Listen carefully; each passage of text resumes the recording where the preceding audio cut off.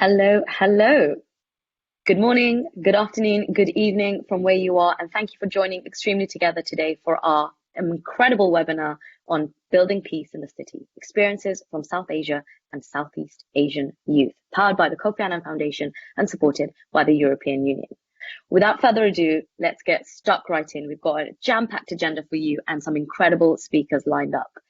Today, we'll be talking about the research that we've conducted in South Asia and Southeast Asia on the drivers of violent extremism and the entry points on how to engage young people. So stay tuned. This is a conversation not to be missed.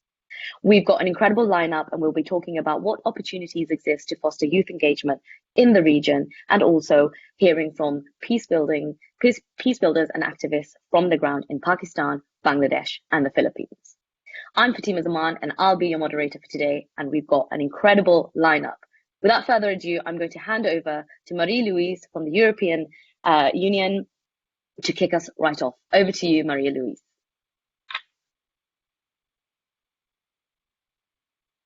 Hello, thank you very much. A very warm welcome to everyone, and thank you very much for having me here. It's a great pleasure to participate in today's event, and looking very forward to this discussion. As the EU project manager for this project and the focal point, I follow the implementation with great interest. It's truly a project designed with and by young people, implemented by young people, for young people. Investing in young peace builders and activists working in the field on PBE is extremely important for the European Union. This is why this call for proposals was launched, under which the project was created. And it will be very interesting today, I think almost halfway into the project implementation, to reflect on the insights learned so far, to hear more about the research gathered, and to have a very lively discussion. The element of exchange is the biggest strength under this project, and I think also the biggest strength of young people working on these issues, especially here in the region. Young people at a community level, at a city level, but also within the countries and at an international level, can exchange their best practices, their lessons learned, their methods, can learn from each other and can support each other, which is extremely important, especially in the current climate. So I'm looking very much forward to a discussion today that features insights learned from practical experience that comes from the ground and the field, that doesn't feature just buzzwords and PowerPoint presentations, but is very direct, and I think will be very meaningful and very interesting to follow. So I don't want to ramble on too much, but I look very much forward to this discussion. Thank you again for having me today, and I hand things back to Fatima. Thank you so much, Maria-Louise. That was the Program Manager for the EU Service and Foreign Policy Instruments in the regional team of South Asia. Thank you so much for your support and for kicking us off with such a brilliant opening remarks. Before we head straight into the webinar, a few housekeeping rules. Keep using the hashtags ET discussions. Join us on Facebook. If you've got questions, drop it in the chat or in the live, and our tech guru who's behind the scenes will get those questions to me, and we'll go right in.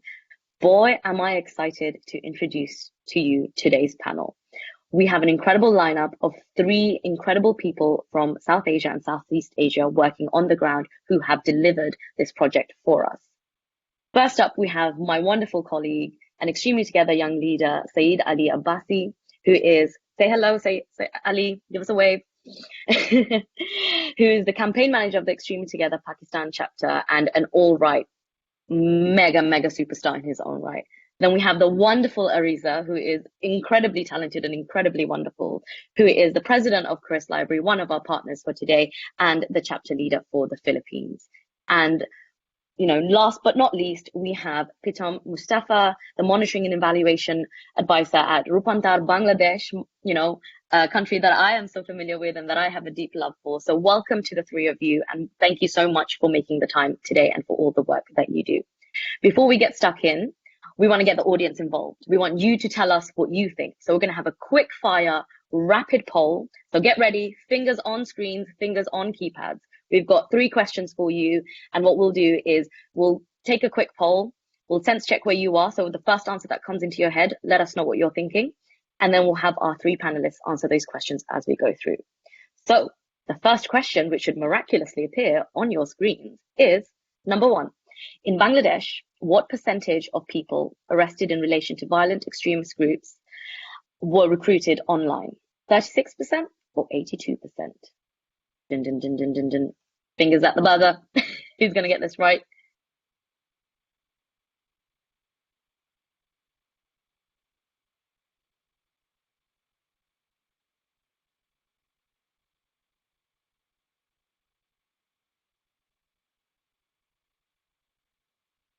We've got 30 seconds to vote, so not a long time, but do the first answer that comes in, and then we'll have a conversation as to what the stats actually mean and what that means for young people.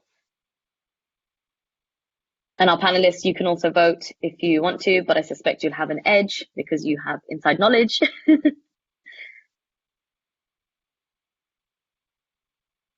Brilliant. So that question for you is, in Bangladesh, what percentage of young people arrested in relation to violent extremist groups was recruited online?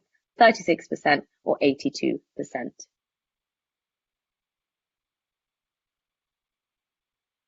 Great. And I think I'm going to go ahead and give the results that I've seen coming up on my screen. Yep, there we go. Interesting. The correct answer is 82%. So well done to those of you who got that right. We all know social media platforms are frequently used by violent extremists to share their propaganda. And due to the current pandemic, the operational information warfare that the extremist organizations use surged massively in the region. And the internet was, increasingly used by young people. So it's important that we engage young people online and offline to be able to kind of counter that extremist rhetoric that we're seeing. Okay. Second poll for you, same drill as before, quick fire answer. The question for you is, who has the highest following online in Pakistan, men or women? And this excludes Ali because I know he's incredible. So the question is, who has the highest following online in Pakistan, men or women?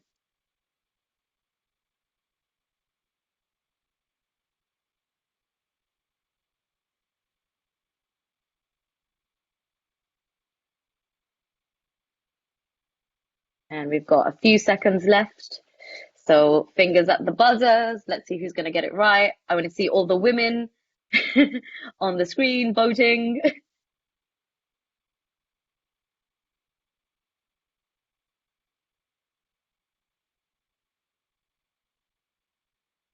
And I think we're going to skip to the result, which should appear miraculously on your screen in 5, 4, 3, 2, 1.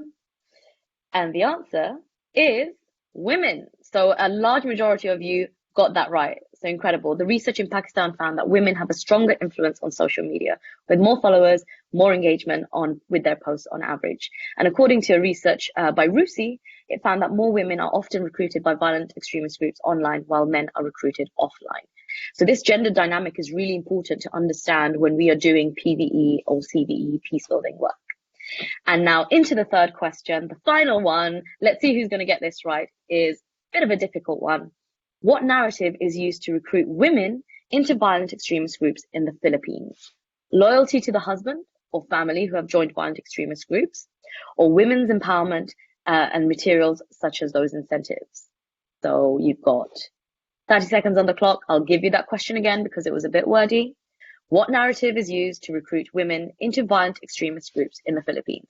Loyalty to their husbands and family, or women's empowerment and incentives to join extremist organizations?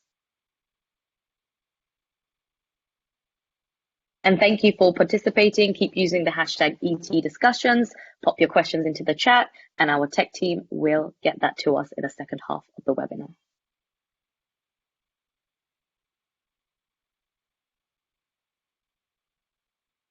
I also wish I could vote, but I think that would skew the results slightly. And you should be seeing the results come on your screen in about 5, 4, 3, 2, 1. Will come up shortly. So we asked the question, what narrative is used to recruit women to violent extremist groups in the Philippines? Majority of you voted for loyalty to husband or family members who are already part of organizations. Interesting, because 31% of you said women's empowerment and 15% of you only said material incentives. That was a trick question. The actual correct answer is all of the above. The pathways into violent extremist groups can be very different, and the narratives used to recruit one individual can be totally different to recruit another. These findings are not just limited to the Philippines, but were found in Bangladesh and Pakistan also. So it's something about the region that is particularly unique when it comes to the drivers of violent extremism. So that was your quiz done for the day. Well done to all of you who participated, and thank you so much for giving us your thoughts. We really want this to be an interactive session. And now we'll move on to the meaty part of the discussion, which is our panel discussion. Keep using the hashtag ET discussions. You've got 3 incredible people lined up here today, so make sure you ask them the tough questions. And we'll move straight into the first topic that we're discussing: drivers of urban youth to violent extremism in South and Southeast Asia. Over to you, Pitam. Why don't you tell me about your experiences in Bangladesh and what you found among the urban youth when it comes to the drivers of violent extremism?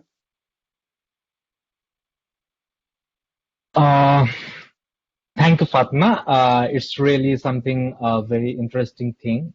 If we want to say that what are the things that drives in Bangladesh the youth to the violent extremist organizations or the violent extremist groups, then following our research, we have found that the respondents have come out with different types of opinion.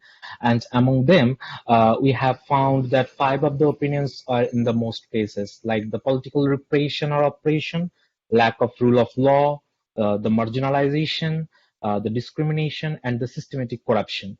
So these are the main drivers that the students identified, but these are not the least. When we conducted our studies, then we found that the Muslim students, the students who are from Muslim families and they study in secular educational institutions, they have rather low knowledge about the violent extremism, like what does violent extremism refer to, or how we can identify the acts of violent extremism, or what are the drivers. According to most of the experts, the material incitement in Bangladesh is not found merely significant.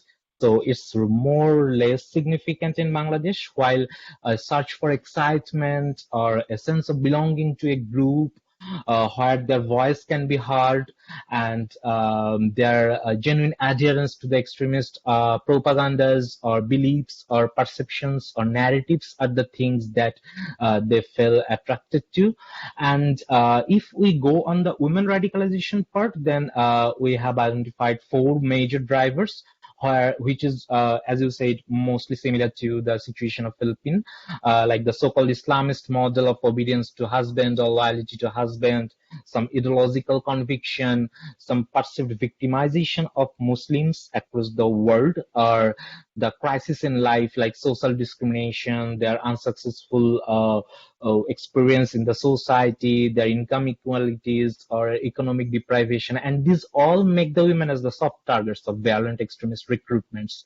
And if I go for the why online recruitment becomes more important, then as you said, or as we all have already learned that 82% of the violent extremists that has been captured in Bangladesh are recruited from online, then they are predominantly urban youth with secular educations when we went on their portfolios.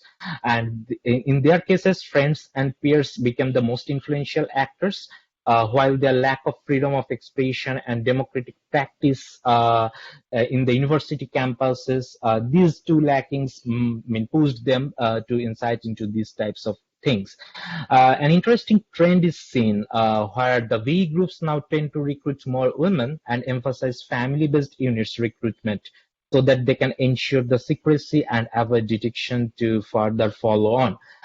At the very same time, the propaganda production through online is being attempted to get more reduced layer, but it's not ended. It's getting on still now. Though there are numbers of activists who are also trying their part to go against this trend and counter this misinformation, disinformation, hate speech, rumors, and those types of things. Though the unlikely, like the past, the instead of the rural and suburban areas, the online recruitment is being prevalent, and that's going for the urban youth. So that's basically the significance of online recruitment scenario in Bangladesh, while the drivers are very much predominant. Wow, you've given us so much that we could continue to dissect, the social economic factors that are involved, the gender-based factors, the difference between, urban and rural youth. And I wonder if I can bring Ali into this at this point around the online recruitment and how does that differ or is in fact similar in Pakistan among the youth, in your experience?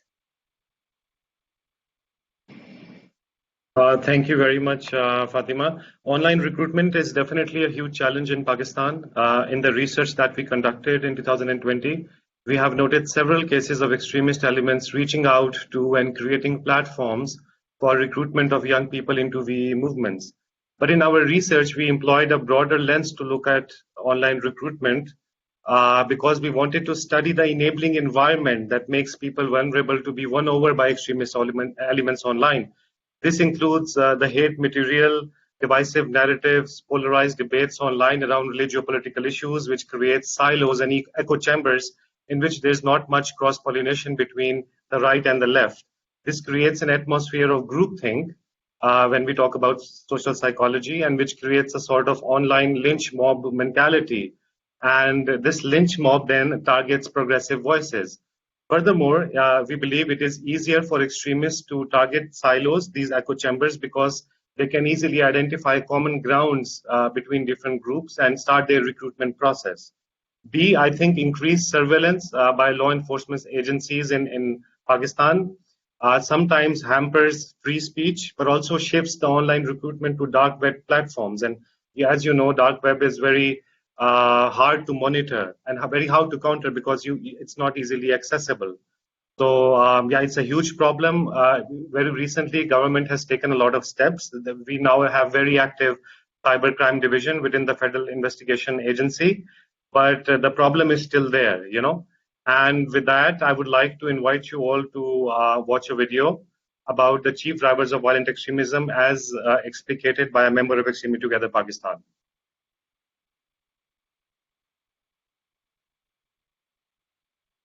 Hello everyone, my name is Manal and I'm a part of Extremely Together Pakistan. The dynamics of violent extremism in Pakistan are not very simple. The history of Pakistan and the socio-political and economic structure of Pakistan has been historically in a way that it has promoted violent extremism in different forms, you can say. Like there is a huge bulk of youth that is unemployed. There is insecurity, there is corruption, there is injustice, there are grievances. Basically, it's one of the factors that, that pushes the youth to get involved with the radical groups. I think that the trend of hate speech has also risen due to that as well. Since the population is 60%, I think more than 70 million of Pakistani youth is on social media platforms. And I think systematic discrimination again is also one of the major reasons that we can say is, instigating the violence. We still see Hazara killings, and then there is sectarian violence. We still see that there is, the divide of us and them.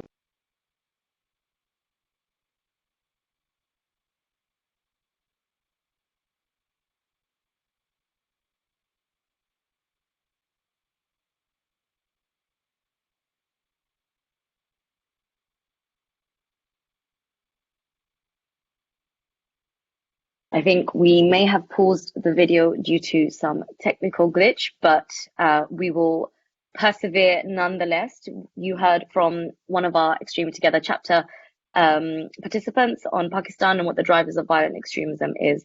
Ali, could you continue to highlight for us any other factors of recruitment, pop culture, narrative? Besides this culture of debate online that is creating silos and instigating hate speech, we also studied the presence of symbols within the pop culture in Pakistan. And a large number of respondents from our research, talked about the current surge in the production of television dramas that encourage violence and portray violent aggressors from the history as protagonists. And one recent television show that demonizes or glamorizes violence in the name of religion is a Turkish drama serial Ertugrul, which is very, very famous in Pakistan. This was recommended by the Prime Minister of Pakistan to be aired in national television, PTV. And what that does is it creates a kind of a narrative of us versus them, us versus the Western world, us versus the Christians and other religious groups. And this doesn't help, because we have noted, even in the recent protests for Palestine, that many extremist groups adopted the attire of this Turkish so-called fighter or warrior, and performed really weird acts. Such imagery, we believe, has the potential of pushing youth to embracing narratives of resistance and martyrdom and freedom, which at times becomes narratives of terrorism. And these narratives have been adopted by the state institutions and have been made a part of public consciousness using tools of indoctrination and propaganda. And especially using this ideological apparatus, the state institutions have inculcated a version of history written by the pro-establishment writers, which is obviously not helping, and creating more symbols within the pop culture sphere of Pakistan that youth like and youth like to engage with. That is fascinating, Ali. As Ertugrul is one of my favorite shows, I did not even think how it could factor into, popular culture could factor into being a pathway into radicalization, and it fascinating to hear how you've adopted and adapted your approaches to that. I'd like to bring in Ariza at this point to kind of share some views around what we've heard from Bangladesh and Pakistan, and whether that resonates with your research findings in the Philippines. Sure, thanks, Fatima. So yeah, hearing from Ali and Pritam from Bangladesh and Pakistan, there are a lot of similarities, and largely in the Philippines, the drivers of violent extremism include a mix of political, socio-economic, cultural, religious, and personal conditions. And in our research in the Philippines, we actually targeted different areas to learn about how young people perceive violent extremism and what the push and pull factors in these areas are. And what we found is that in every area, there's a different set of factors or push and pull drivers that are highlighted more compared to other areas. So for instance, in Zamboanga City and in surrounding areas like Basilan and Sulu, a big pull factor for violent extremist groups like Abu Sayyaf is the socio-economic aspect. With extremely low average wages and lack of opportunities for young people, many turn to these violent groups because they could stand to earn much more on a monthly basis, and they're even given expensive items for free, such as guns, and in some cases, some are even recruited and they're attracted to it because they'll be allowed to have some kind of commissions in crimes such as kidnapping and drugs.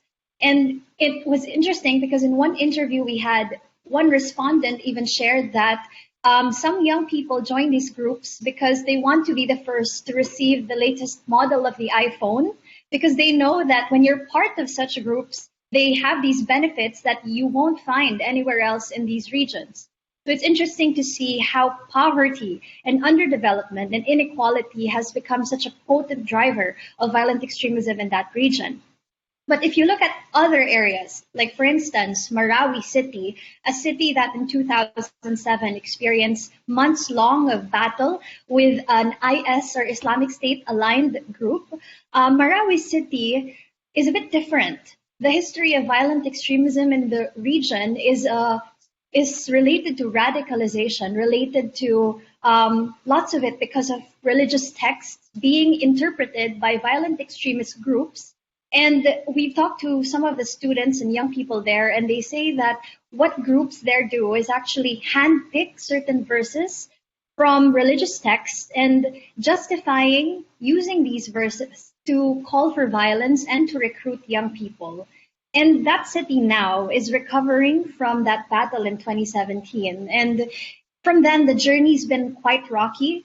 If you go there, you'll still see a lot of bullet-ridden buildings. You'll still see a lot of infrastructure being rebuilt. And there's a sort of hope, but also that hope can lead to a dangerous path, because if that hope becomes frustration or becomes disappointment, then that could be another source of anger that could lead to become another driver of violent extremism. So we're hoping that the rehabilitation accelerates so that this won't happen. And what we've noticed in these urban areas is that the drivers also differ from one young person to another. So some young people are more vulnerable compared to others, and we found in our research that the more vulnerable ones are usually those who were orphaned because of conflict or past acts of extremism, out of school youth living in isolated areas, and young women particularly. And I think rounding out together what we've talked about in the Philippines and Pakistan and Bangladesh, what this shows is how important it is to have an in-depth understanding of all the drivers of violent extremism in each community and how they play together. And it's so complicated that, to be honest, we think that there has to be so many ways in which we need to understand these violent extremist forces. Like, research is important, looking at the metrics is important, and panel discussions like this are important. But what's also important is actually to listen to the personal narratives of young people in these areas. And complicated as those narratives are, we find that young people in these areas actually aspire for the same things that we do, that any of us do. They want a good life, they want shelter, they want education, they want a good job, they want to provide for their families. But in not being able to do so, some of them turn to violent extremism. Back to you, Fatima. Thank you so much, Ariza. You've highlighted so many important factors, key ones being the poverty being a driver of violent extremism. And that's something that is unique to South Asia and that part of the world. As someone of Bangladeshi heritage, I also understand why it can be enticing that a new iPhone can be all it takes to turn someone into an extremist. And it's actually quite sad. So I thank you for sharing those experiences and the work that you're doing on the ground in the Philippines. Next up, I'd like to introduce another video for you. We've got Hollywood skill videos here today, in that why is engagement with madrasas and educational institutions in Bangladesh really important in preventing violent extremism. I want to highlight that Rupantar, in partnership with GCERF in Bangladesh, has been able to produce this video, and Pitom is an important part of that. So let's take it away to the video and come back in a few minutes.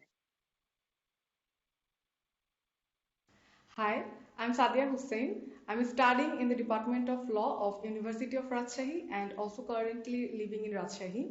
Well, I joined with GCERF supported Peace Consortium project a couple of years ago. I joined with oceans of uncertainty, but when I started to work with Peace Consortium, I came to encounter with multidimensional community people, especially youth, with their reluctance to accepting pluralism and diversity. The youth from madrasa background has been found being oriented for not enjoying TV, not to get mix or roam around with people from different religion. Majority of youths are just tired for not having their own platform to speak out. Well, over the courses of time, we have displayed tranquil serenity of coexistence with analytical thinking. Youth from my community has shared that a new era has just begun for them. They are now prepared to move ahead with the aura of trust and respect. They are no more the people they had been earlier. Thank you very much.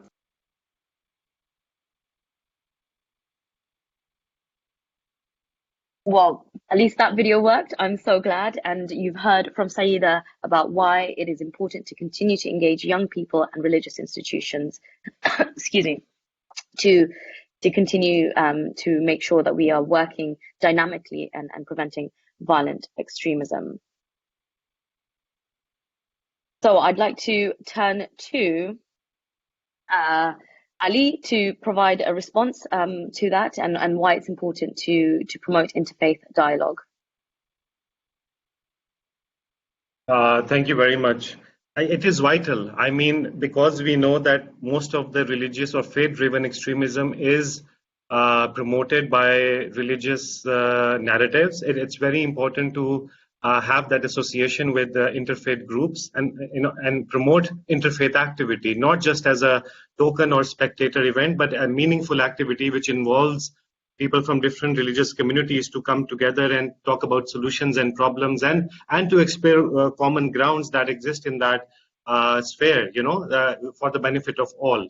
And we have seen same examples in Pakistan, because the ET campaign leaders really came up with amazingly creative solutions to inculcate a kind of an experiential learning. When we talk about peace building and PVE, we had like a rap battle in one of the toughest areas of Pakistan, in Leari, and the rap battle was about rappers from different communities coming together and rapping about why they want peace. We had interfaith tours in Karachi, Lahore, Islamabad, and Peshawar, in which our young leaders, Mamneet and Samar Khan and Vishal and others, promoted visiting each other's religious places in order to build that confidence and that trust to have a conversation and to make friends.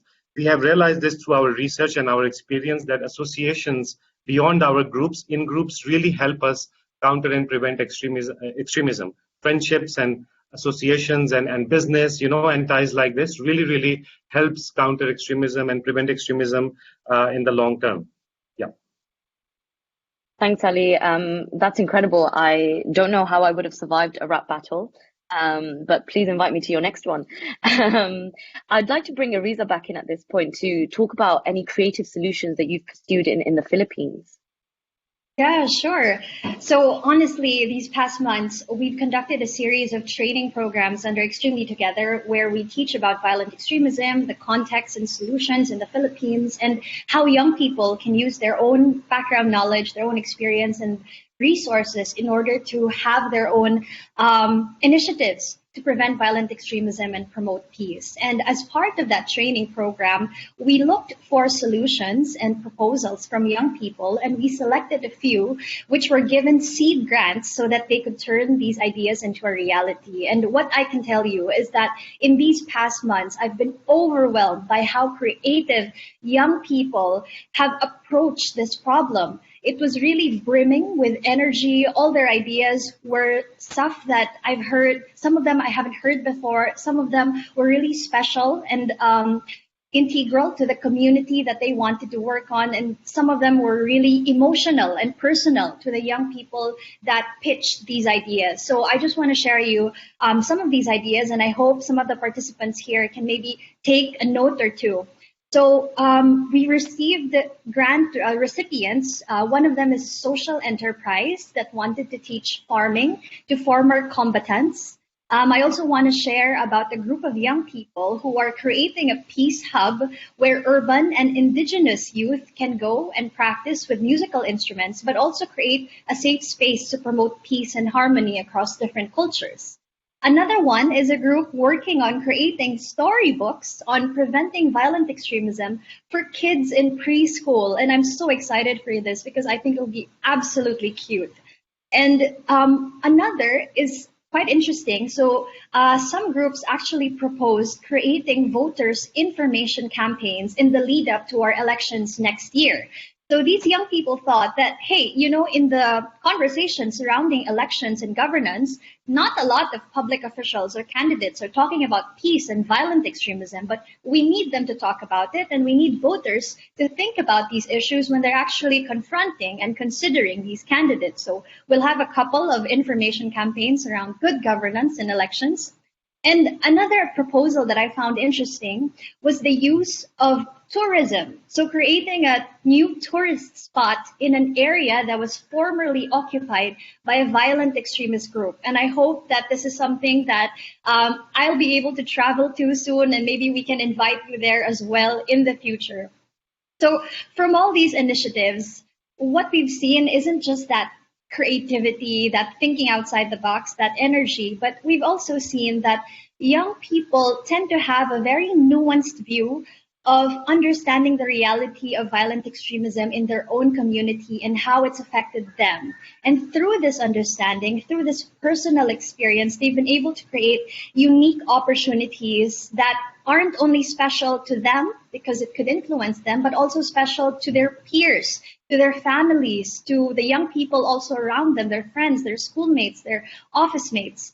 So we've gone to the grassroots as closely as possible. And we think that with these solutions, young people have localized violent extremism and preventing the fact in the best way that they could. Back to you, Fatima. Wow, I listen to you all day. The energy, the creativity, the nuanced approaches, and the grassroots, supporting grassroots is actually inspiring, and it's empowering to me, and I hope everyone on the call and webinar today is being inspired. A reminder, keep dropping your chats, keep using the question function and the chat function, and also keep using the hashtag ET discussions. Let's keep it moving. On that, I want to turn to Pitom again and ask a very specific question. The last year has been very difficult for youth across the world, not least due to the pandemic and being confined to our immediate surroundings. How have you been able to make tangible change and develop solutions while navigating the incredible challenges that COVID-19 has thrown all of us, in particular in Bangladesh? Yeah. Thanks, Fatima. It's really something, a great experience to share that we have not had earlier even imagined. Like Bangladesh is a country which got their freedom in 1971, and the youth played very important role back then. And right now, Bangladesh experienced the first COVID-19 scenario back in March 2020. So it's almost like 14 months till now.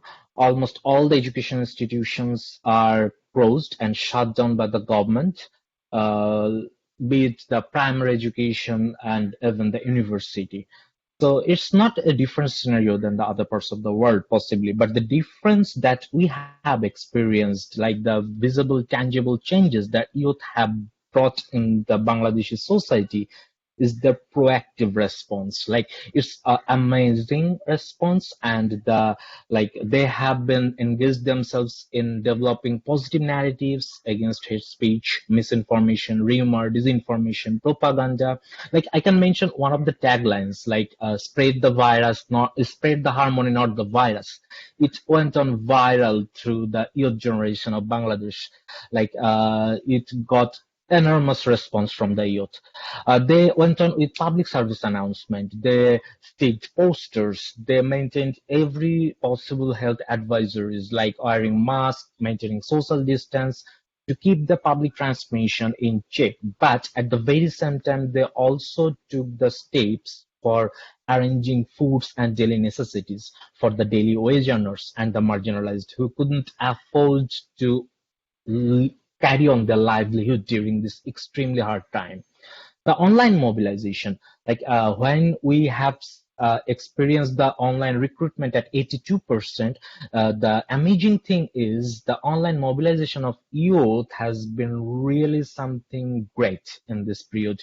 Like they have organized campaigns, they have organized various types of funding opportunities. They have created space for self actions while they gathered funds from the community, while they contributed by themselves. And there are some 3 and 4 mention of the institutions who just grew on in the midst of this COVID-19 pandemic.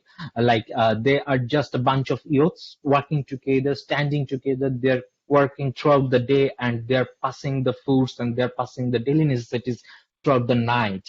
Like even in the Ramadan, during the Ramadan just finished, they went on providing iftar and sahari to every possible poor people. These are not the list. When these are also ongoing, at the very same time, the vaccine registration system has been done across Bangladesh over online, and that has not been very much friendly with the poor people or with the illiterate people or small literate people, because they have to go through the registration process. They have to do lots of formalities over the online, and after then they can only get the registration thing done. And the youth have done their is incredible job to provide their support and rendering the services to the numbers of people. I have seen bunches of youths staying at different points of the cities and different points of the urban areas, and with a postcard that if you want to get vaccinated and if you want to have their registration, you can contact me here and I'm going to do it for free for you. And without any hesitation, they're doing it from the dawn to the evening. They are not just doing their best. I might say that they're just doing out of imagination the best thing of the youth generation could provide. They're engaged in various social fair activities. Their education institution is closed, but they're utilizing the best of this moment. While we earlier thought that the closure of the education institutions might do more vulnerability for the youth because they will be devoid of their educational background or educational system for a long time, some of the portion, like the sparks of the youth, has amazed us throughout the Bangladesh. I can say, it can be described in words, but I have just spoken a very few percent of the whole thing we have been experiencing for the last 14 or 15 months. Over to Incredible. Fatima. Thank you. I love that. And thank you for sharing with us, all the work that Bangladeshi youth are doing to drive change and impact in the country. And of course, a huge congratulations on 50 years of Bangladesh's independence earlier this year. I want to turn to Ariza very quickly. And as we move into the third and final section of our webinar today, keep the hashtags coming, keep the questions coming. Ariza, what advice do you have to young people and organizations who work with youth to bring real world, tangible change? Okay, thanks, Fatima. So I think in the work that we've done with Extremely Together in the Philippines, one of the most effective approaches so far in promoting the prevention of violent extremism among youth is working very closely with other youth organizations. So throughout our programs, we trust our partner youth organizations in helping shape the agenda of our activities, selecting participants, promoting our activities, and helping us focus on the aspects that need to be focused on. Our aim was to be, as I mentioned earlier, as localized as possible in delivering the message of promoting peace and preventing violent extremism. And I think the key word for this is really trust. That we, as a nonprofit organization and Extremely Together as a global network, trusts local young leaders in different areas of the Philippines and Bangladesh and Pakistan to actually deliver on this objective of promoting peace and preventing violent extremism. And with this trust, they provide us their ideas, they provide us that energy, but in return, we also provide them support. We also provide them the network to be able to help their own objectives in their organizations. And what's nice about what we do in the Philippines is that beyond the activities that we agree to collaborate on, we also like supporting our partner organizations in other ways, by promoting their work and by providing support in their other initiatives. So it's really building that trust, not just for one activity, but for the long term, creating this nationwide network on PVE. And I think my second advice would be very simple. Now is a very difficult time for a lot of people. So I think it's very important as a youth leader to be compassionate. Young people these days are coming to the world not just with problems like violent extremism, but with problems like, of course, the global pandemic of remote learning and education in many areas, a global economic recession, climate change, mental health crisis, and more. So it's one crisis on top of the other. And what we want, and though we want young people to be as empowered as possible in enacting solutions towards change, we also have to care for them, give them space, flexibility, and understanding, because we don't want them or us to burn out, and we want to be doing this for a long, long time. There you go. Back to you again, Fatima. Oh, thank you so much. Again, I love listening to you all speak, just full of insight. We're going to try and see if we've got the third video for you. Again, you signed up for not just a webinar, but also a lovely cinematic screening of all our chapters. Let's see if our tech team can get the Philippines video up. Good day everyone, I'm Joaquin Carlo Arcasio from Davao City, Philippines. Let me start by saying that peace along with freedom and justice are the pillars for attaining both stability and security. The Philippines has encountered violent extremism throughout the years, especially in Mindanao where I reside. These events have enlightened me about the realities of the society that we live in, and why there is still a blazing flame of passion towards humanitarian service in my heart. To combat violent extremism in the locality, Extremely Together, we reached out to my NGO, Youth Service Philippines, and held a conference on peace building and project implementations in Davao City. Aside from this, I, along with the Cultural Office of the locality, was able to hold a peace seminar for the indigenous people. Through this, these individuals realized what violent extremism is and the impact of it in the locality. Little by little, we shall eradicate violent extremism, and with Extremely Together, we shall create a safe space for everyone, regardless of race, gender, and religion. We, the youth, are one in fighting violent extremism.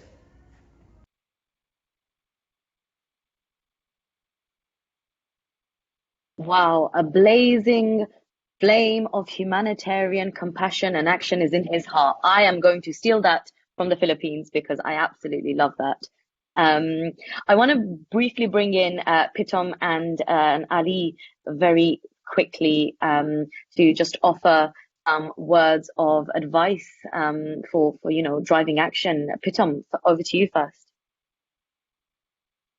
Yeah, if you want to know from me, then the first thing is hearing the youth, like hearing the voice of the youth is the driving factor you would go for.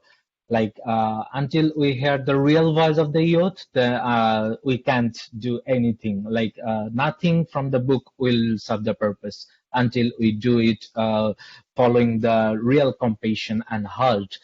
Like the reciprocal collaborative attitude needs to be developed with the youth, as Ariza said, like the trust and belief and experience and sharing positive ideas through gathering together the youth. Those are working at various corners of the country or across the globe, then sharing the best practices among themselves. That might help them a lot.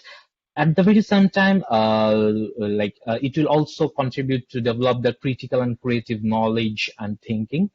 And they will also be able to ensure that they won't do any harm and they won't create any taboo, which is basically the thing that Ali said earlier, that us versus them and we versus they. So that can do the main trick for us. And the most important thing, if we start doing this and start practicing this, then the institutionalization of this thing might bring out a really great impact.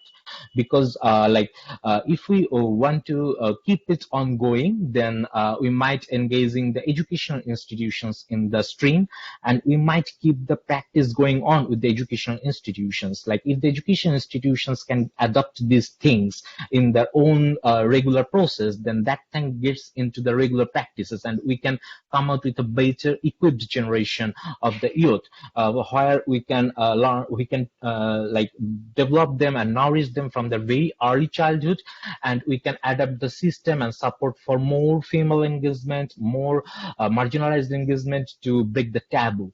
And we can develop a network of the educational institutions, develop the networks of the youth. We can develop the collaboration platforms for raising the youth voice, so that they can they can get heard and they can stand on the platform they're really in need of. And if I want to say about the high-level education institutions, then from Bangladeshi experience, I can tell about the TSC thing, like the teacher-student center. The collaboration between the teacher and students needs to be much more stronger. There needs to be more friendly and more positively guided, because that will also be helpful for the parents, for the guardians, and for the other communities, because without any holistic approach, we can't do the real PV thing. So thinking of the whole of a society, we need to do time together, and the youth needs to do lots of things. they are willing to do a lots of things, but they need to give the space, and for which we are to be blamed if we don't give them the space. Over to you, Fatima. Fantastic. I love that. Step up or step aside. Very simple. Ali, any very quickly 30 seconds worth of advice before we head into the Q&A? Wonderful. I have 3 U's for youth actors to use. Number 1 is understand local narratives. Worldviews inform local sensibilities, what norms exist, what language, political semantics are oftenly used, what VE actors exist on the ground and online. That is 1, understand local narrative. Number 2 is use participatory approach. We are not doctors and the communities are not patients. This is not a doctor-patient style relationship. Include communities in decision-making, invent feedback loops that inform your programming. Last but not the least, undertake sustainability efforts. It is vital for continuity that we have enterprising solutions that sustain our PVE and peace building efforts, and we should not shy away from business opportunities, from crowdfunding, and from other sustainability efforts that continue this vital fight against extremism. Thank you very much. Thank you, Ali. Oh my gosh, I would vote for you. You convince me any day. Huge thanks to our 3 panelists and our opening speaker from the EU. We're now going to move into the interactive segment of our webinar, which is the Q&A section, which I'm most excited about. We've had lots of questions coming in. Keep them coming in through the Facebook chat, #ET discussions. I'm going to go straight into the first few questions that we've got. And the first question from Ronak to all of our speakers is, at present, we are noticing hatred spread via social media platforms, and this trend is very prominent in Southeast Asia. What collective measures can be taken to promote harmony instead of hatred? Why don't we ask Ariza to take that one? And if anyone has a burning desire to contribute, you can also chip in. Ariza. Sure, thanks, Fatima. So how I would answer it is to tell you that honestly and unfortunately, when you talk about disinformation, fake news, and hate speech, these messages and narratives are usually packaged in very compelling, engaging, funny, amusing, entertaining ways. And that's why so many people share them and so many people like them and engage with them. But the problem is when you go to the other side, when you look at facts, when you look at relatively better, good stories, happy endings, when you look at statistics and numbers, these aren't usually packaged in an equally compelling and an equally entertaining way. So I think our job is to actually use positive narratives and turn them into statements or materials or content that's even more engaging, even more impactful. So we have to play that game of conquering people's minds and influencing people's minds, if I may call it that. And we have to play it better than the people doing the hate speech, doing the hate content. So in my mind, as youth actors, we have to be very familiar with the platforms that young people are using nowadays. I'm thinking Instagram, I'm thinking TikTok. And we also have to promote narratives of peace and harmony in ways that appeal to the youth directly, whether it's dancing through TikTok or whether it's creating more unique information campaigns, something out of the ordinary. We have to explore all those options, and we have to speak more loudly and more creatively than the other actors who are promoting the opposite narratives that we want to promote. I couldn't agree more with carefully using social media platforms to leverage messages of peace. I recently made my first TikTok over the weekend and it got 80,000 views. I was unexpected, so thank you to all the youth of the world who did that. You heard it from Ariza, play the game, but play it better. We'll move on to our next question, which is from Mohsin, which is, what would be the best practices to address violent extremism arising from religion and history? It's been seen to be giving authenticity to many violent groups, and it also helps them recruit more. Pitom, why don't you take that question for us? Not a hard one at all. Thanks. Thanks, Fatima, and thanks, Mohsen, for the great question. Yeah, it has been a really burning question throughout the years. Like Bangladesh, in Bangladesh, we have not experienced PV intervention before 2014 specifically. So throughout our last 6 years of intervention, we have come to understand that it's really something that needs to be carefully handled. Like the religion is always a sensitive issue in the Southeast Asia, and it has been, and none of us know when it will turn out into some other aspect. So as long it remains so, the religion, ethnicity, and the history, like these are something that needs to be handled really carefully. And one thing I need to add here that while talking about history, one of my anthropologist teacher told that the history is not about the subjects, it's about the kings only. So don't just read the history of the kings, read the history of the others also. So if we want to really use the history and the ethnicity and the real meaning of religion, then it might help us to rather come up with a comprehensive, compact package of the composed messaging for the youth. But the thing that we miss regularly here is to come up with the piecemeal thing from the religion, piecemeal thing from the history, and piecemeal thing from the other ethnicity. While it shouldn't be in that way, it should be in the holistic way, combining all these things together, so that if anyone wants to explain it from any possible aspects or dimension, then they can get their proper real answer from them, and they are free from any space to get diverted to another thing. It's not about imposing any opinion, it's about convincing and conquering them, conquering their head and heart to follow these things. Incredible. Thank you so much. You know, it is absolutely important to engage with diverse sources to fact check, especially in the era of fake news and Twitter 250 character, Islamic preaching or Christian preaching or Judaic preaching. When it comes to modern religion, it's so important that we verify where we're getting our information from. A question to Ali from Sarah. We have noticed that hate speech is highly affecting communities' vulnerability to violent extremism in Bangladesh, especially among young women. What are the experiences from Pakistan in this regard?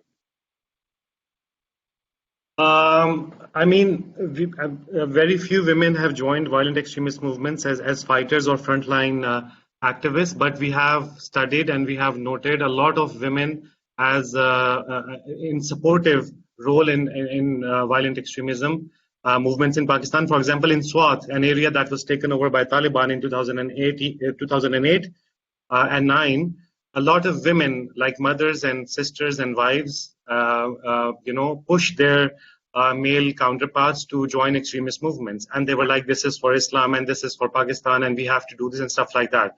So their role in promoting extremist narratives, their role in convincing their male peers or family members to join extremist movements, and also perpetuating online hate speech that leads to divisive, polarized narratives that eventually lead to extremism is very, very important. And we have noted that, because I think we have to employ a gendered lens when we talk about violent extremism, because masculinity in itself is not enough, that there is a feminine element to it also. And this is a gap that exists right now world over, because we haven't been able to understand how different genders uniquely contribute to this very complex picture of violent extremism. It is something that we are studying and we are trying to address, but I think it's an evolving phenomenon and it will continue to grow.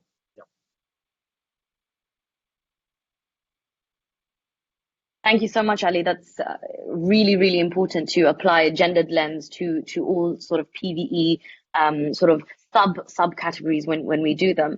We have a question from Tahmid, which says, how would you measure the progress you have made in societal change, promoting diversity and through your various interventions? I think I'll point that to Ariza, just because you've done the seed funding with different grassroots organizations. Thanks for that. So thanks to the help of the Kofi Annan Foundation and our funder, the European Union, what we do is we have a stringent monitoring and evaluation process that we implement with regards to these seed grants, the recipients who are currently using up the seed grants for their projects. And I just noticed that our monitoring and evaluation officer at KRIS is actually listening, so I hope I give him justice for this answer. Hi, Adi. Anyway, so I think it's important that aside from that post-operative monitoring and evaluation process that's happening after the fact or during the fact, that we bring young people in the beginning before they start their project to realize how important M&E is and how important KPIs or key performance indicators are when they're already thinking about their proposals. So from the beginning, we have to tell them about being clear about their objectives, using metrics that will be critical in making sure that their objectives are met, and enforcing these metrics as they go through their project. So in our training programs, we give them ideas like giving out pre-test, post-tests, evaluation forms, looking at specific metrics that might cater to their project. And since that's a mentality that's existing in the beginning, throughout the execution of the project, it's something that it's easier for us to monitor and evaluate because the structure is already there from the beginning. Thanks so much, Ariza. Another question from Akib to I would point this to Pitom and Ali, and this will be our last question, unfortunately. Akib says that there are three main drivers to violent extremism: ideology, that us versus them narrative; economic, i.e. poverty; and politics. So poverty, along with some political affiliation, can produce extremism, like a person of lesser economic means being exploited. What do you think is the way that you can, use poverty or reduce poverty to then counter extremism? Let's go to Pitom first, and Ali on the politics point. Thanks, Akib. Yeah, it's a thing that we started our hypothesis back in 2014. That poverty might drive Bangladeshi people to the pathway of radicalization and extremism. But as the time advanced, we learned a lot from the community. We have basically been experiencing a very concrete scenario day by day. So as long as our experience goes on from the perspective of Bangladesh, then we can say that in Bangladesh community and in Bangladesh society, we have experienced that poverty is not something that is significantly playing their role in recruitment for the violent extremist organizations and groups. Rather, the other things like you said, ideology and some political things are playing their role more significantly to developing the numbers of people, or to gradual development of the numbers of people in the violent extremist groups getting recruited. So we shifted our way, and we didn't experience this in the part of Bangladesh where we are working. So I'm not certain that poverty can cater to the countering extremism, but of course the sense of exclusion, let it be from any opportunity, financial empowerment or decision making or problem solving. Let it be from anything. Exclusion sense, or the sense of exclusion for any community people, might bring the most layer of vulnerability to them. Over to you, Ali. I think it's a very, very beautiful question. I recognize Akib. He's a professor at a university, so his question is also very, important. I mean, poverty does play a role. There's a lot of literature available throughout the world. It does play a role, but not a monumental role, because we have seen very rich extremists as well. Graduates from LSE and American universities, and very rich people like OBL himself, who was a billionaire, leading extremist movements all over the world.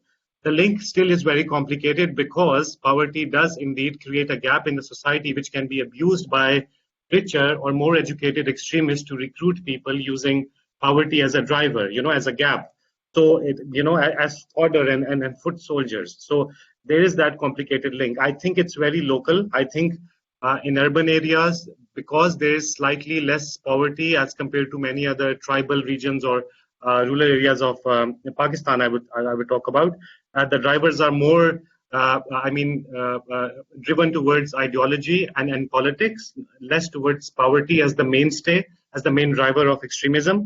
But this is something that we have to understand and research whenever we do PVE programming, because these dynamics are they're so fluid in different parts of the world and in different parts of the same country. And all of these three drivers would exist, but in what quality and what intensity would vary. Ideology would be there, the geostrategic politics would be there, and poverty and other societal absence of societal amenities would be also there. So it's a very complicated picture. I'm afraid there's no single solution to it, but one has to keep at it, keep understanding it and keep addressing it. Yeah. Incredible. Keep at it. You heard it from Ali. That's an order. We have one last question that's coming from Samuel for Ariza, and I think this is the perfect question to end our Q&A on because it's so, so vital. And the question is, currently, youth are suffering mental health issues because of the pandemic. They are easily engaging with things like cyberbullying or sharing radical content on social media. What type of practices should we use to create resilience to help the affected youth? Ariza.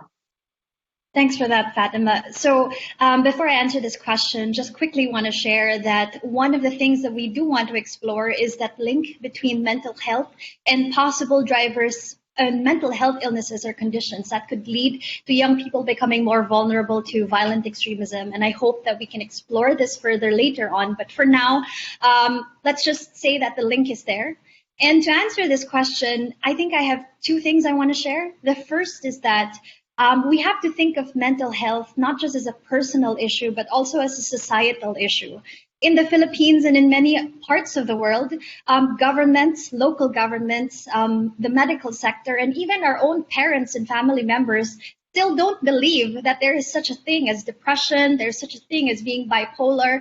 Some parents would even say that, oh, you'll get better or you'll feel better, just smile, things like that. So it's still not being recognized heavily enough. And because we don't recognize it enough, we're not investing the resources necessary to have more professionals, doctors, mental health consultants, helping people who are actually affected and providing free medication and free services to indigent populations who are suffering from mental health issues. So that's one.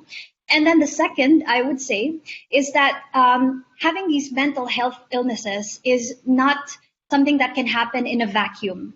I believe that there are so many factors contributing to the rising cases of mental health conditions or illnesses among young people these days. And I would point to one of them being in the Philippines, for instance, the digital divide in education. We have a pandemic right now. We don't have any physical classes.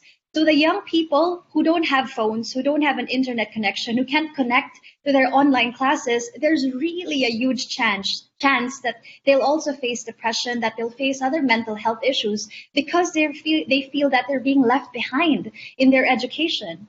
And on the other hand, you have financial issues, you have employment issues, you have the fact that as we all work from home, the line between work and rest is becoming more blurred. And do we even rest these days? So all these issues are contributing to that rise, that crisis in mental health among young people. And we should be maybe resilient as much as we can. We should have still that agency to choose to make decisions and to select choices that help us have a more active and more proactive stance into nurturing our own mental health. But at the same time, we should also recognize that we don't exist in a vacuum, that there are forces in our society, in our government, in our communities, in our families that are maybe creating bigger risks for us to have mental health conditions, and that all together we should be acting on those too. Thank you, Fatima. Thank you, Ariza, for all of that insight. And I should say, actually, if you are someone who's on this webinar and you are feeling that you need some support, please do reach out to the Extremely Together panel and the Kofi Annan Foundation members on this call, myself included, if you do need some extra support. Help is never too far away. Well, look, we've had an incredible hour and a half. We've heard amazing insights on how young people can get involved, can get active, how young people are at the front line of fighting extremism, and actually what we can do across the region and amplify that globally. And we've heard from our opening speaker telling us about the importance of cross collaboration with institutions with power and young people who have the energy and the drive and the determination to change the world. I'd now like to hand over to Sophia Anton, the program officer at the Kofi Annan Foundation, to offer a few closing remarks. Sophia.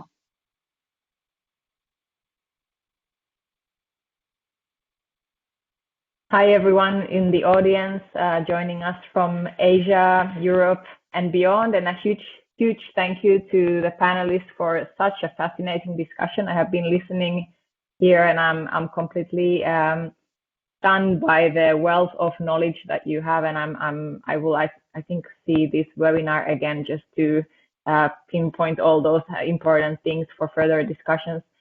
A bit over a year ago, the Kofi Annan Foundation, with the support of the European Union, helped to launch the youth-led PV action in South and South Asian cities.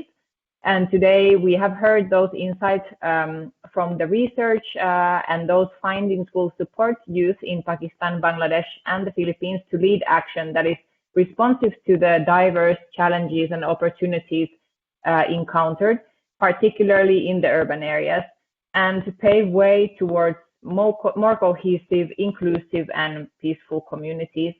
I would like to really take a moment to commend our local partners, CYAAD in Pakistan, KRIS in the Philippines, and GCERF and Rupantar in Bangladesh, whose resilience and creativity have ensured that the continuation of the activities is possible, despite the difficult conditions of a year like no other. And I would like to just, based on our experience of the first year, share 3 key observations as we have been working closely with the local youth organizations. The first thing that I would like to highlight is the added value of youth-led peace efforts. Young people have demonstrated incredible agility in adapting their plans to the new reality, as well as knowledge and responsiveness to the needs of the communities and the sensitivities that also exist.